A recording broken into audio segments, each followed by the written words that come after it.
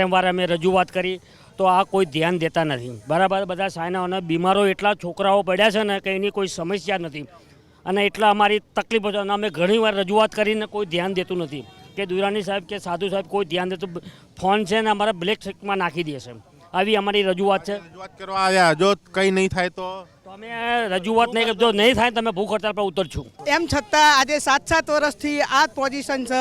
જ્યારે બી કામની વાત આવે ત્યારે એમ કે તમારું કામ થઈ જશે, તમારું કામ. વારંવાર અરજીઓ આપે છે, સ્થાનિક બધા અરજીઓની છે.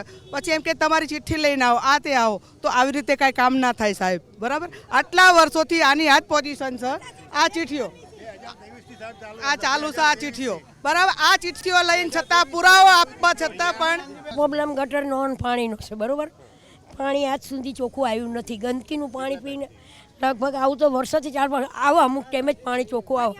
હરિયા મારા ગટર સાફ કરો પણ એનો એ જ પ્રોબ્લેમ ઊભો રહે છે આ લોકોનું. બરાબર, પાઇપલાઇન નવી નખાવાની કીધી, પથ્થર નવા નખાવાના કીધા, આ લોકો કોઈ ધ્યાન દોરતું નથી. એમનું બજેટ આવે ત્યાં સુધીની જ કામગીરી બતાવવાની, બાકી કંઈ નહીં.